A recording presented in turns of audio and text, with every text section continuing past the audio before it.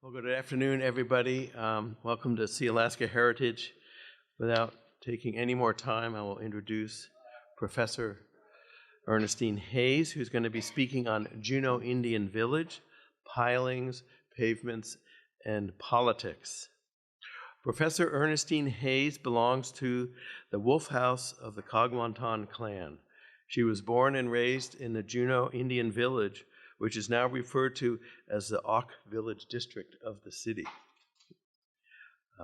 In her own words, she led the life of a wanderer for many years before attending college when she was in her 50s, and then went on to get a master's degree. She returned to Juneau and became college professor at UAS, where she was professor of English until last year. So technically, she's Professor Emerita. Her essays, articles, short stories, and poetry have been published in many venues, including a selection of her poem, The Spoken Forest, for permanent installation at Totemite State Park. She's the author of Juneau, A Portrait of the City in Photographs, Blonde Indian, an Alaska Native memoir, which received an American Book Award and Honoring Alaska Indigenous Literature Award, and The Tao of Raven, another Alaska Native memoir. She is the Alaska State Writer Laureate, too, from 2016 to 2018. So it's my pleasure to welcome.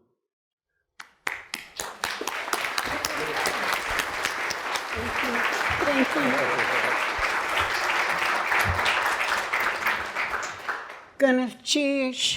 I was going to begin by apologizing for my lack of mastery for PowerPoint, but I don't feel the need to do that anymore.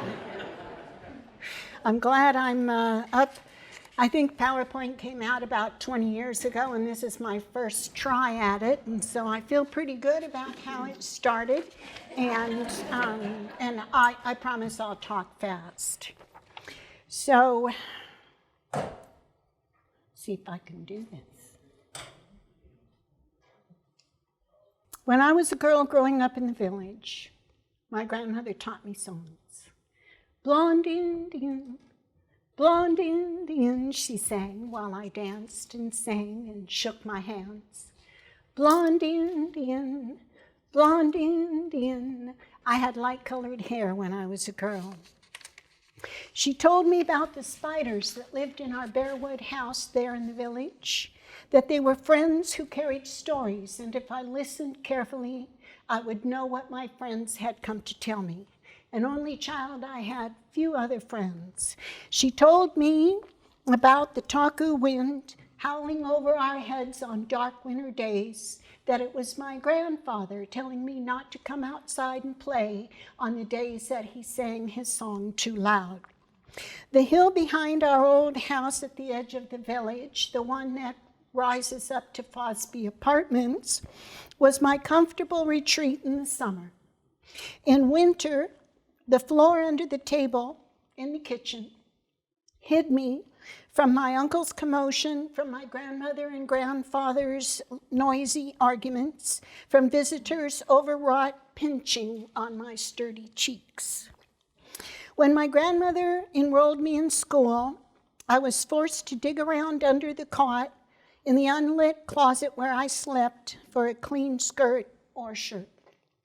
Unwashed, I made my way out of Village Street onto the paved sidewalk, around a wide corner and halfway up the hill to a basement room that housed stiffly folded chairs, a basement room where dainty little girls and clean little boys stared at me when I entered, always dirty, always hungry, always late. Our house was lighted in the winter, but in summer our electricity ran out and we lived with the daylight. We had no refrigerator, no freezer, no hot water. There was no shower. When I needed a bath, my grandmother heated water in a big pot on the stove and poured it into a tub of cold water until the temperature felt just right to her bared elbow.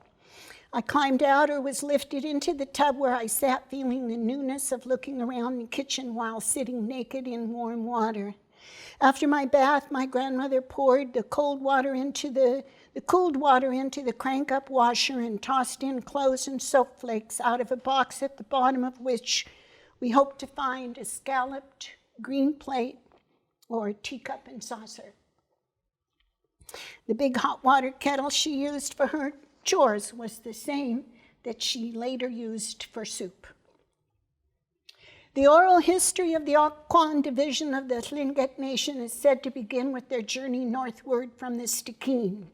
Shown here is an undated record of that journey, written by a man by the name of Philip Joseph, and now stored at the Alaska Archives. Among other places, Joseph mentions the Stikine, where the journey begins, as well as Taku Inlet and what are now Young's Bay, Seymour Canal, and Gastineau Channel. The Occoquan controlled and made use of all the area from what is now called Berners Bay southward to Taku Inlet, but history tells us that the main community was located a few miles north of what is now downtown Juneau. Throughout the seasons, when weather permitted, Occoquan regularly traveled across their wide territory, and they routinely sailed in exceptional watercraft to the location that is now downtown Juneau to hunt, fish, and gather. In the last several years, it has become commonly told and even taught in our schools that the area now called downtown Juneau is known as Untitled, a name said to be in reference to the flounders that were once to be found in large numbers and easily caught. Families often made traditional use of several locations near and far from one another. Locally, families maintained gardens in the area that became Ock Rec, used fishing sites on the north end of what became Douglas Island, and constructed smokehouses in places throughout the region. The original people of this area, the Occoquan and the Tlingit Nation itself, measure our history by the movement of glaciers. We remain the people in the Juneau area who have the longest preserved history, a history which bears out the declaration that the original people have been in this place in Tlingit Ani since long before written records and long before colonial contact, indeed, since time immemorial. We stand on living land that has been indigenous territory since time immemorial. We acknowledge the traditional homelands of the original people of this place, the Occoquan of the Tlingit Nation, who have lived on and loved and protected this storied land for hundreds of generations and thousands of years. Let us honor the ancestral, ancient, place-based intellectual knowledge of the Occoquan and express our gratitude for the inherent presence of past, current, and future generations, Occoquan generations. Gunneth Chish Occoquan, Gunneth Chish. Like Tlingit society itself, the Juneau Indian Village and its residents have been renamed, removed, relocated, and redefined. Summer villages once were places in which to live for a while, gather the summer's wealth for later use. With American military and settler intervention, however, this custom was broken. People and places were given new names that could be accommodated by English-speaking tongues. With the imposition of unfamiliar laws, places not meant for year-round use became permanent residents, while winter homes were altogether lost or taken. With new laws came new names, new values, new ways of knowing. Indeed, the very foundation of Tlingit life was changed. In real ways, the experience of the Juneau Indian Village functions as a metaphor for the Alaska Native experience itself. After American intervention, freedom of movement was restricted, not only for Occoquan, but throughout all of Tlingit. Old fishing grounds were claimed by others or lost by any number of other means. Berry picking sites were lost. Gardens and smokehouses numbered fewer and fewer. Summer and winter home sites up and down the coast were abandoned or lost, and Tlingit clustered their homes in fewer places. Because of the booming mining industry and the availability of jobs and trading goods, the place that is now called Juneau became a year-round living place for Occoquan and their relatives. As the non-native population grew while businesses and residences were built, and native people moved their permanent dwellings to a place that offered convenience and the closeness of family and friends. For the Occoquan and their relatives, that place became the Juneau Indian Village.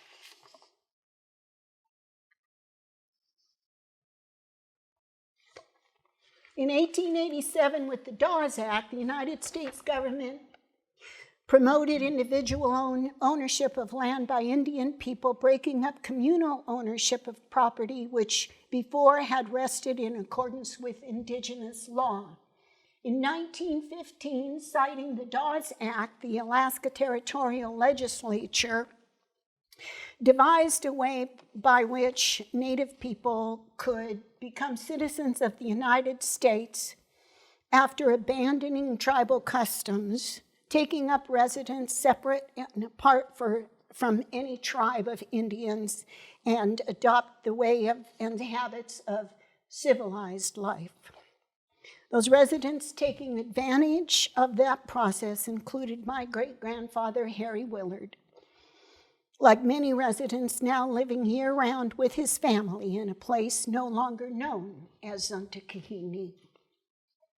The new laws made it almost impossible for people who lived in the Juneau Indian Village to catch and dry fish or to shoot deer, so most families kept a pretty slim cupboard. Some families had no young men in the outlying villages from whom they could expect sheets of half-dried salmon or fresh halibut steaks or a shoulder of smoked deer meat or servings of black seaweed and herring eggs. The food that relatives brought along when they came to town from other villages to visit usually was enough to cover what everyone ate while they were in town. My grandfather fished on a commercial boat, so he didn't bring much home. And a lot of the money he did bring home from fishing and the money my grandmother brought from cannery work went to the South Franklin Street bars and the city cafe when they felt rich.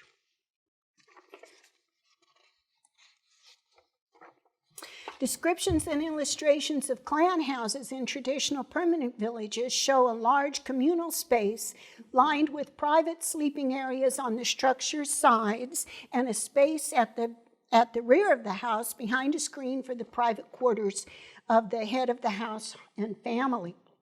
With changed circumstances and the need to live year-round in one place, new structures were built. We know that Zuntakahini was not originally a permanent village, so no permanent structures existed at that particular location. The new houses all reflect a new style. Windows adorn the front and sides. A pitched roof allows for 2 stories or at least an attic space, and no clan decorations or crest poles adorn the outside. The design of some houses appeared to be a mix of old and new. As an example, inside our family home in the village, the old Willard house, bedrooms were separated from the main area, but they were lined along the sides as was done in traditional houses. The entry led into the communal living room. Beyond a wide archway to the back of the house was the cooking and eating area, separated from the living room by a canvas curtain during the cold winter months. In our family home, a ladder right inside the Arctic entry led to the attic space where my uncles, Buzz and Skip Hayes, and their friends, Paul Rudolph and Delphin Paulino and others, all slept. The kitchen, warmed by a wood stove, was a center of life for the now diminished family whose head had sworn to take up residence separate and apart from Indians and now to lead a civilized life. Yet the new style house was still our family home. This new style of houses accompanied other new styles, clothing the most noticeable example. In early photos, men and women wear or hold treasured blankets and decorations. For some time after the American advance, illustrations show that Native people continued to wear clothes that were a mix of old and new, as we see here. In these old images, most women wear blankets, most men wear trousers. With the growing conviction that Native rights must be protected by American means, however, the old gave way to the new, and Native people began exclusively to prefer American-style clothes. With new clothes came new hairstyles and other fashions, reflecting changes in the appearance of the village. For me, the most striking example is that of my young grandmother. My grandmother was always a tough old woman ready for any challenge. Even after my mother and I left Alaska, even after we heard news of her death, even after I sat for hours with her memory, recreating the years she fed me soup and told me stories and washed my clothes, she was only the imposing gray-haired woman who taught me I was eagle, told me bears were my cousins, reminded me that the wind was my grandfather. She often declared that our family carried powerful names, but I never saw in her the youthful bearing that comes with the noble birth she claimed. A few years ago, a Raven relative gave me a photograph I'd never seen. My grandmother poses with confidence, dressed in the latest white man ruffles, shoes, hair and jewelry, slick, modern, rich. Behind her, an embroidered cloth brushes against the polished arm of the leather chair upon which she rests her hand. Behind her could have been a flowered dish awaiting her dignified touch. She always favored decorated platters. Before her was a path lined with years of tumult and sorrow. But in that moment, she must have thought that her station in the world she was entering would be equal to the one she was leaving. She must have thought she could meet every new challenge. She must have thought she was entering a world where high-born Tlingit women were respected, where white man ruffles danced like chilkat fringe, where sunflowers could bloom in dark rainforest gardens. To satisfy the requirements of living a civilized life, people began to speak and read the English language. They converted to a new religion and put away the old ways of knowing. With decreased opportunity to gain a livelihood by traditional subsistence means, and with new traders and trade goods becoming more and more available, more and more Tlingit people were attracted to the flourishing mining mills, steamship, and businesses springing up in the Juneau area. Changes brought about by businesses, changes brought about by radically new circumstances, all those changes were only the outward manifestation of the fundamental changes taking place in Tlingit lived experience, one of the most significant of which is the Alaska Native Brotherhood. In 1912, the Alaska Native Brotherhood was formed to address uncompensated loss of traditional lands. The first ANB camp was located in Sitka, the second established in Juneau. Most historians consider the 1929 ANB Convention in Haines to be the official beginning of land claim suits, which eventually led to the 1971 Alaska Native Claims Settlement Act. At the time, the members of the ANB were searching for ways to assert Indigenous rights. Village life continued to center around old relationships, albeit new expression, appearance, and ways of knowing were transforming the very definition of Tlingit life. In 1913, the same year that Alaska Natives were given the means whereby they could obtain United States citizenship, a boardwalk on Pilings was built in front of the village.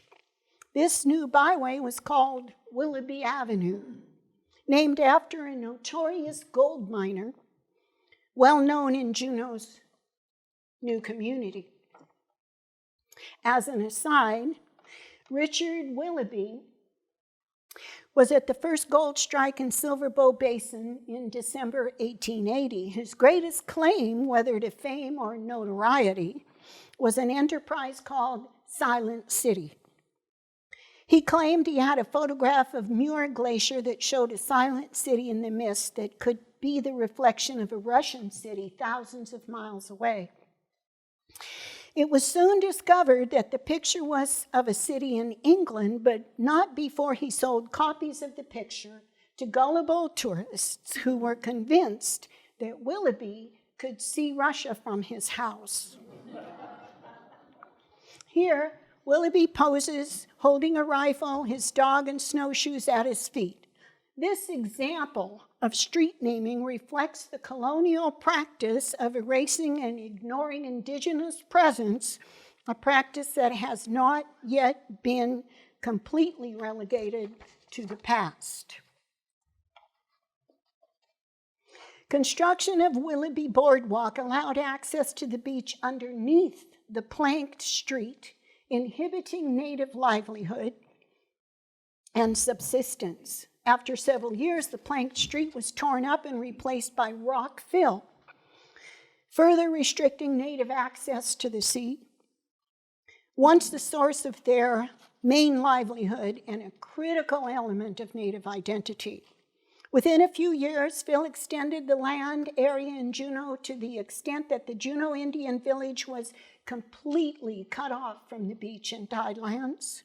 A stunning example, perhaps the most emblematic of our colonized experience. This disconnection from the sea was echoed in the larger Alaska Native lived experience. In every area in the land that has always been Tlingit Oni, Native people were losing their old fishing grounds and their old places where they once collected shellfish and beach asparagus. The old saying, when the tide is out, the table is set, lost its central meaning as new owners discouraged old activities and new laws prohibited old customs.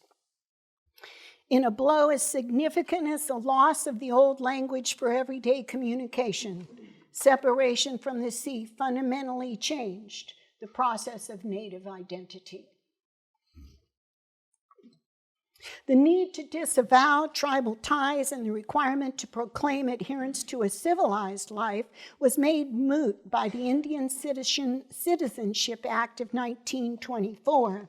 All Native people born within the territory were now considered citizens of the United States.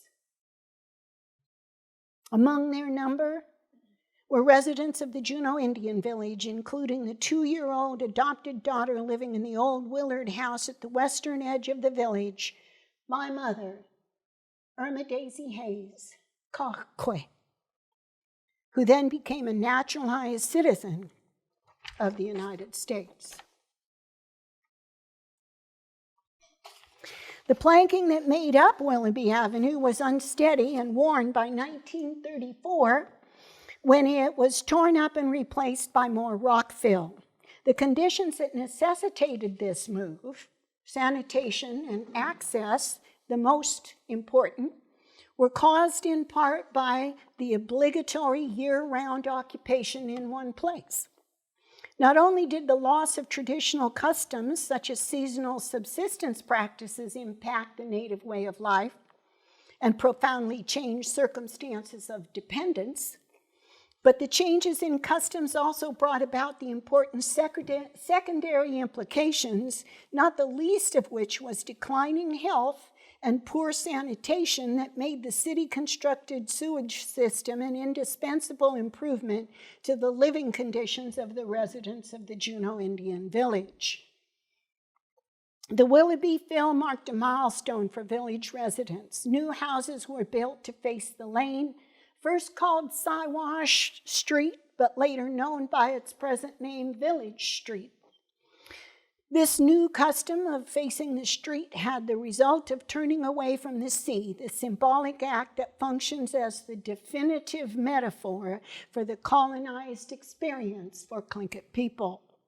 A 1968 report by the city of Juneau makes it very clear the site of the Juneau Indian Village was mostly tidelands. High tides brought the sea to the bluff above Village Street. The original houses were built on pilings or higher on the hillside. The sand and gravel beach provided a good pull-up for canoes and small boats. The most noticeable change from this description in Juneau Indian Village now is, of course, the distance from the sea. A list of changes in Tlingit culture would include that deeply symbolic act. Another important change that must be listed is appearance. The lane that was once made of mud and puddles was finally paved in the 1990s. Most houses that were once home to many families have been torn down, some replaced by newer homes, some not replaced at all. One of the last of the oldest houses was destroyed some years ago by fire. In the last several years, few children have been brought up in the village. Not many people can now say they grew up in the village, and few children have reason to come to the village now. Few people who are young or who are new to Juneau can envision the once thriving neighborhood where relatives shared their resources, where deerskins once were stretched in welcoming doorways and dogs and children played on the street. Now, an occasional car drives slowly by.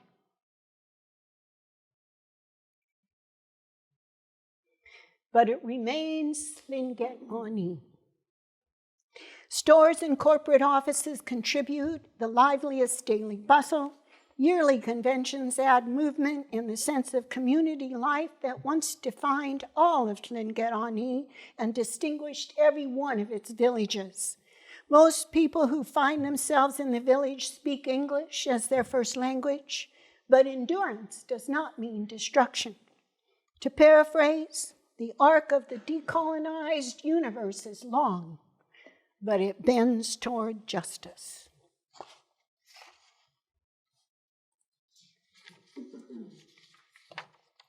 The Andrew Hope Building and the Alaska Native Brotherhood Hall, the Central Council of Tlingit and Haida Indian Tribes of Alaska, are the site of comfortable and inviting Sacred Grounds Cafe. On the western edge, Sacred Shine Auto Detailing offers friendly and professional service. Back on the eastern edge of Village Street, the Old Auk Tribe Building, now Gajahit, is the site for regular carving and other cultural and social events. The future of the Juneau Indian Village, like the future of the Tlingit culture, depends on many variables, but there is now great reason to hope. Like the Juneau Indian Village, Indigenous people have been removed and relocated, mainly to accommodate Western land grabs. But we now see the Juneau Indian Village being maintained in Native hands, and we now see Indigenous people asserting their sovereign rights and interests, protecting ancient lands, and all are rightly so. Like the Juneau Indian Village, Indigenous people have been renamed mainly to accommodate clumsy Western tongues, but we now see the long-awaited change from Willoughby District to Occoquan Village District, and we now see Indigenous people of this area known by the original name Tlingit, and both are rightly so. We now hear our history being told by Indigenous voices, and rightly so. Like the Juneau Indian Village, Alaska's Indigenous people have been redefined by outside forces for generations. The Indigenous people of what is now called Southeast Alaska have been defined by many names, from Russians, Seward, and settlers. But now we are naming ourselves. Tlingit Kainak Sangatlak Yukhatuasak. Alaska Native people were separated from the sea and politicized. Alaska Native education, art, and literature were paved over. And now we are engaged in defining ourselves, and rightly so. Individuals, organizations, leaders, and allies continue to work together to expand and strengthen Indigenous presence. Central Council of Tlingit and Haida Indian Tribes of Alaska is protecting town sites in the Juneau Indian Village. Under the strong leadership of President Richard Peterson, tribal education, economy, and expansion are being realized. We now see 21st century cultural leadership, and we look forward to the future Tlingit and Haida Cultural Immersion Park, which will strengthen and extend Indigenous presence. Since its inception, Sealaska Heritage Institute has protected Indigenous rights and interests in every arena. Under the strong leadership of President Rosita Worrell, tribal education, economy, and expansion are being realized. We witness 21st century cultural leadership and look forward to completion of the Sealaska Heritage Arts Campus at Heritage Square, strengthening and expanding Indigenous presence, illuminating the highly stylized, complex, intellectual, evolving Northwest Coast art as one of the most sophisticated art forms in the world.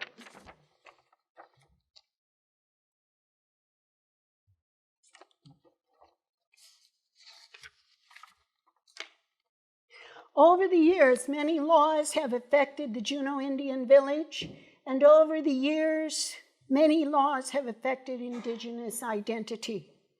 Over the years, the appearance of the Juneau Indian Village has changed and been modernized, and over the same years, Tlingit people themselves have undergone similar changes. The future of the Juneau Indian Village, like the future of the Tlingit culture, depends on many variables, but our impetus has only strengthened, and our focus has only sharpened. I know I am not alone when I invite all people who love this place to join in the celebration of the Occoquan Village District, which will no doubt soon encompass all of Juneau. Gonna change.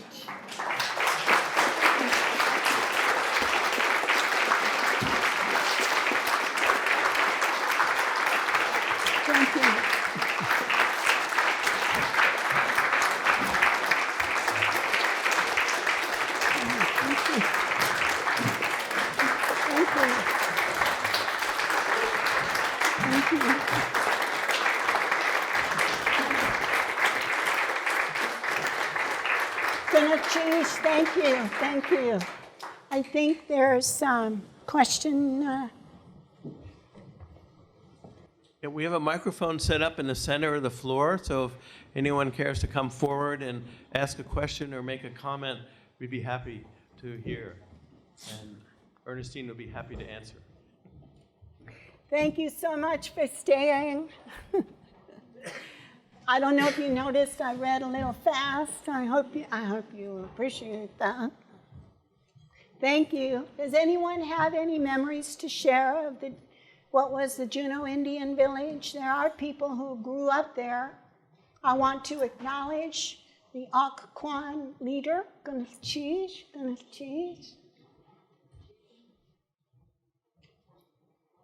I do have a question. Okay. I wanted to ask a microphone, please, so we can record it. Right near this microphone? Or? There's one on the floor over there. I do have a question. I wanted to ask about Douglas. I was told that when they built what is today Sandy Beach with the ballpark, that they decimated an Indigenous village. Is that true? My understanding is that, yes, tribal houses and buildings and structures were burned, but that part of where I grew up is Taku territory, and I didn't go there very much, and I'm not from Douglas, so there must be someone here who can answer that question in more detail. I wasn't here in the 1960s when that tragedy was put on the people, the Indigenous people in Douglas. But that's seems shocking, but it's actually the way everything was done, isn't it? Like Douglas was decimated within recent memory, within human living memory, but you know, it wasn't the only place burned. I'm not diminishing that experience, but other villages have been bombed and torn down and replaced, right? That's part of Right, like Angoon. yeah, that's part of what's changing. That's part of what's changing. Well done.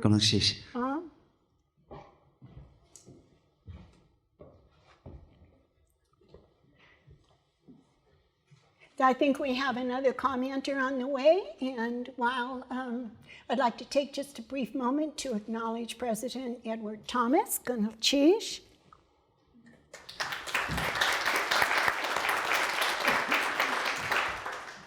He led Tlingit and Haida for a number of years and held steady while our direction was changing. Gunalchish. Gunalchish, Dr. Hayes, for exposing and sharing history through your lens and being vulnerable to the elements of what we continue to feel on a daily basis for us as Tlingit people. I can remember the village growing up myself, and where the state office building currently sits, all the homes Right. along the hill there, Yep. and along the side of the village and across the street, more homes of where a lot of our families had resided. So it brings me back to those memories, and at the same time, learning how to handle and deal with the historic trauma, that some, maybe all of us, are still learning how to heal, because it's not easy, to open up that Band-Aid, if you want to call it that, and to allow elements again to touch and to make impressions on that wound. And that's why I shared with you. Thank you so much for exposing and being vulnerable, because I can feel, I can still hear different voices, of how we were treated.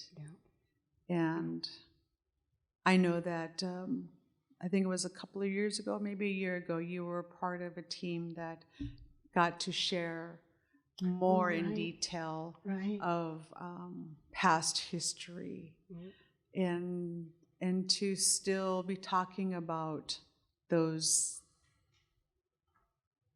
things, those incidents, those feelings with us, and still showing us how to still move on and to have a spine. And even though our culture has have new meaning to it. You know, it's almost like it's in its own a simulation in itself. Yeah. You know, it's no longer a culture. It's a different kind of culture that we're now learning how to use. Yeah. And, you know, we still tend to grab, or I still tend to grab from the air of memory of how things were done in our culture. Right. So this whole month has been an opportunity, at least for myself. I can't speak for everyone of our people, but it still allows me that chance to begin that healing, because I don't want to die with it in a negative manner, even though it was meant for that. It doesn't mean I forgot my values or who I am. No. It's an opportunity, you know, to be once again vulnerable, but at the same time to allow us to heal. And when we heal, there's still scabs, you know, and sometimes they're hard and they're scaly and it doesn't feel so good, but you know that it's been healed. And I appreciate you sharing once again, your life and the love that you still have and carry forward. Thank you.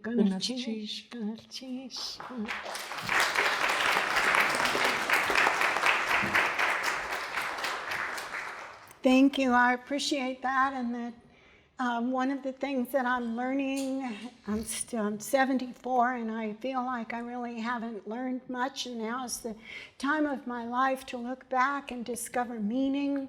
And in my opinion, it seems I've recently learned that intergenerational trauma does not stop when someone turns around to face the flame. I turned around to face the flame, and believing that I was protecting my family. We had been at the brink for so long, for so many generations. But you know, when you turn around to face that attack, it does not stop those generations of intergenerational trauma that have built. And we still have to work all that out, or at least that's what I'm learning about the people that I love and call my loved ones. I do want to say, though, that my grandmother and grandfather were victims of alcoholism, as were my uncles. And even now, the rate of Indigenous men, the percentage of Indigenous men who are incarcerated, who are unhoused, who are searching but not finding work, we all know someone like the way old Tom was, those of you, and young Tom, those of you who are familiar with the characters in my book. But there's an old story that belongs to the Chukanay, and I can reference it because the Kagwantan were there. And it's about a young woman, a girl, who called the glacier, and she offended the glacier, and the glacier began to rapidly approach the village, and the people knew they had to flee. And there's a couple different versions of what then happened, but the one that seems most cultural to me, most authentic, says that the grandmother stayed so the granddaughter could continue her life and give birth and have as her descendants both sides, eagles and ravens, and the grandmother stayed behind to receive that brunt of the glacier's force. In the same way, there are people we see now who are the walking wounded in this cultural war, and they have taken the force of colonization and received it so that we could be here now. They are the walking wounded in a cultural war, and we need to give them thanks and respect for what they have done on our behalf. Any other comments? Thank you. Oh, I was hoping Fran would come and give us some of her words. Cheese.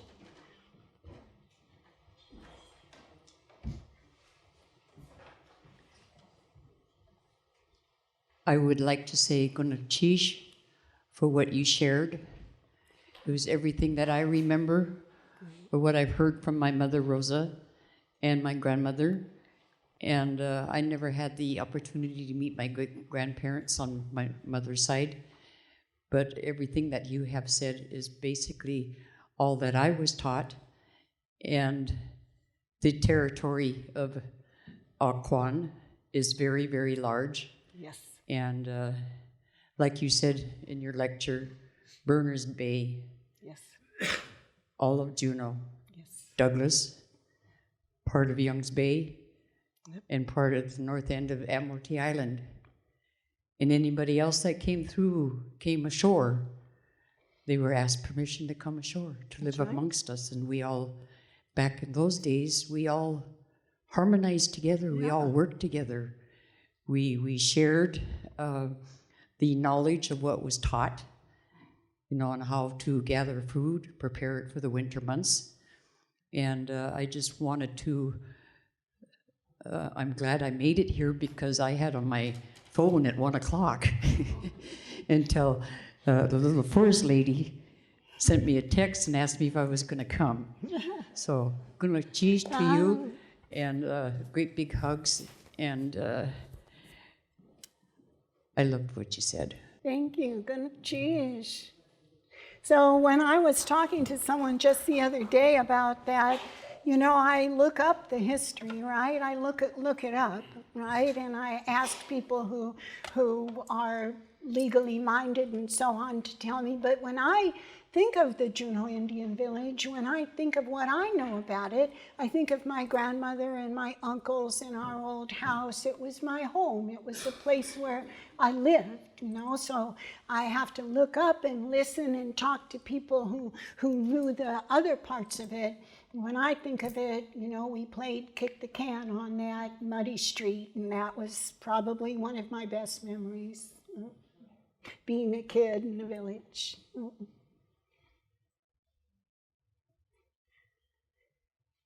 If there are no more comments and questions, thank you very much. Cheese. I'm going to ask if we can hear what's coming next.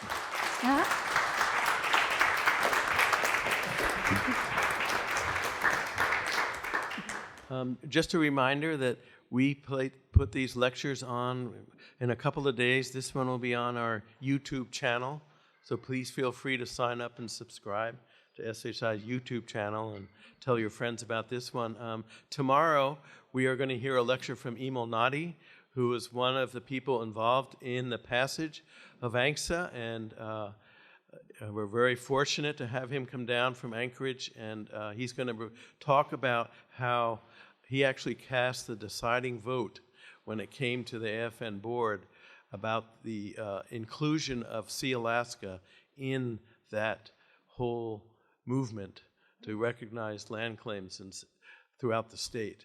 So it came down to him to cast the deciding vote. But he was there.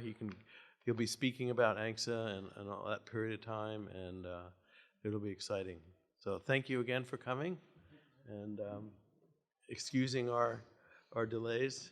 We'll fix it by tomorrow.